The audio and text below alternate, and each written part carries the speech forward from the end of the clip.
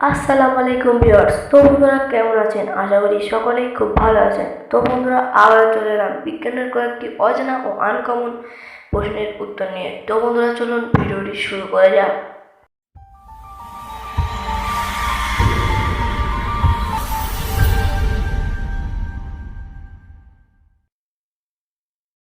বন্ধুরা আপনারা হয়তো অনেকেই মনে করেন যে কোনো জিনিস যত ভারী হয় সেটা ততটাই ডুবে যাওয়ার সম্ভাবনা থাকে। না বন্ধুরা, আপনারা ভুল ভাবছেন। যদি আপনাদের ধারণা ঠিক হতো তাহলে কেন জাহাজ জলে ভাসে আর সামান্য ইটের টুকরো জলে ডুবে যায়? বন্ধুরা, এর পিছনে অ্যাকচুয়াল কারণ হলো কোনো জিনিস সমান পরিমাণ জলের থেকে হালকা হলে সেটি জলে ভাসে, আর জিনিসটি যদি সমান পরিমাণ জলের থেকে ভারী হয় তাহলে সেটি জলের থেকে ডুবে যায়। তার সম পরিমাণ জলের থেকে হালকা হওয়ায় জলে ভাসে, আর ইট যেহেতু সম পরিমাণ জলের থেকে ভারী তাই সেটি জলে ডুবে যায়। বন্ধুরা, আপনারা কি জানেন 1 GB সমান কত এমবি? আপনারা হয়তো অনেকেই ভাবছেন যে আবার কেমন প্রশ্ন।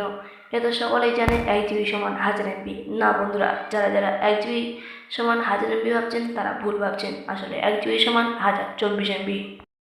বন্ধুরা, আপনারা তো জানেন প্রতি মিনিটে এই হয়ে 75 জন মানুষ মারা যায়, কিন্তু বন্ধুরা আপনারা কি জানেন প্রতি সেকেন্ডে একজনের মৃত্যু হচ্ছে শুধুমাত্র জল সংক্রমণের কারণে?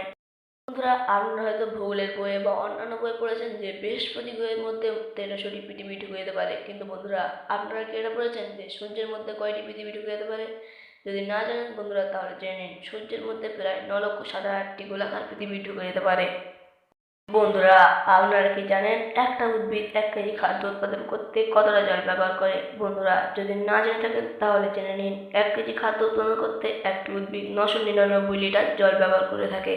তো বন্ধুরা, ভিডিওটি কেমন লাগলো কমেন্ট করে জানাতে ভুলবেন না, এবং এই ধরনের আরও নতুন নতুন ভিডিও পেতে আমাদের চ্যানেলটি সাবস্ক্রাইব করে সাথে থাকুন। ধন্যবাদ, দেখা হচ্ছে পরের ভিডিওতে।